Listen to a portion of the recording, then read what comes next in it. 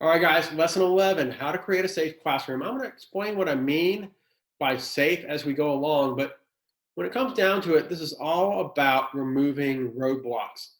Anything that's going to keep a kid from being engaged, anything that's going to keep a kid, either anxious or confused or bored or distracted, those enemies that we talked about beforehand, anything that can cause those things, we want to remove them. And we want to just make it as smooth a path for learning as we can. So, first thing, student-driven pacing. That's one of the first things I do to make my classroom safe. Is I'm assessing where they're at and I'm adjusting my pacing depending upon where they're at, and I'm addressing kids' needs. I'm using that class time well, that kind of thing. First thing I can do to do that. Addressing limiting beliefs, big roadblock. I'm pulling those out. I'm addressing those when I call on a kid and they're like, I don't get it and I'll never get it. And then I work with them one on one, with the class there. They're going to see that. Learning is a process. That's critical because students freak out when they don't get something immediately. That's how they are, especially your higher kids who aren't necessarily your best and brightest because they still easy to them. But your good students, like chemistry is going to be one of the first classes that they have where they don't get it immediately. And it's going to frustrate them and it's going to drive them nuts. And so we need a way to speak into that, and that's important. And so, teaching them that learning is a process. Hey, if you knew how to do this, you wouldn't be in my class. You've never had chemistry before, so why is it a surprise that you don't know it? You know, giving kids permission to be confused, giving kids permission to not get it immediately. When I teach quantum mechanics, I say, quantum mechanics in history and then also quantum mechanical theory, it's abstract, it's hard. And so I'm like, hey, you may be confused for a couple of days. It's okay. But by day 3, you should be getting a hold of this, okay? And so that lowers their anxiety and it allows them to focus in class and do what they need to do.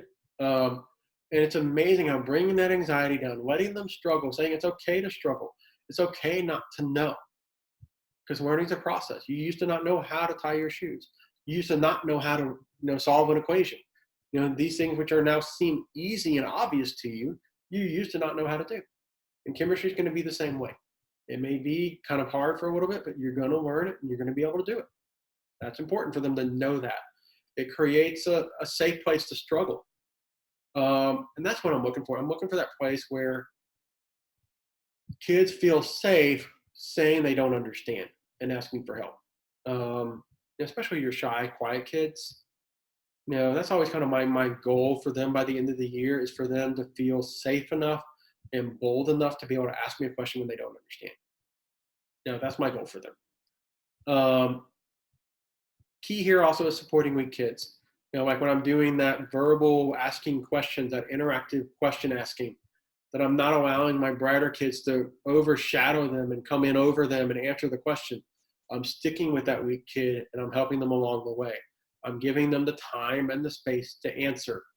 I'm not allowing all those eager beavers with their hands raised to crowd them. I was to be like, put your hands down. Let Johnny tell me what he thinks the answer is, and let me work with Johnny. Like, just chill. Because if I even allow them to keep their hands up, all that does is Johnny's anxiety rises higher and higher and higher and higher until he's just flooded. And he's not going to learn anything for the rest of the period. I get their hands down. I'm with Johnny. I get his anxiety down. And then I help him. That's what I'm trying to do. I'm trying to create a safe place where Johnny knows I'm going to give him the time and space, and I'm going to be with him, and we're going to get there. That's a safe classroom. So much of this is for those kids who are going to be struggling. And this is kind of, to me, one of those tools that I use to kind of help shift and close that gap between the double bell curve. By putting all of these things together, it comes together like that. And what I said earlier when we were talking about questions, it's all about nonverbals. I'm communicating to Johnny that I'm with him, I'm for him, I'm not in a hurry. We're going to take as long as it needs to take. We're going to get through this. I'm going to be with him. It makes a big difference again, versus like, all right, Johnny, come on. I'm checking my time. You got 5 seconds to give me an answer, Johnny. that just one thing that gets anxiety up, and kids, he's going to check out. And so I'm trying to come up with a way to not let him check out, and that's what I'm working on there. So action step with this one: identify any area where you may not be safe, and then come up with a plan to shift it. Now, I mean, don't try to fix everything. If you try to fix everything at once, it's overwhelm. Pick one thing and then try to fix that thing. So, all right, that's lesson 11. Our last lesson, lesson 12, is coming up next.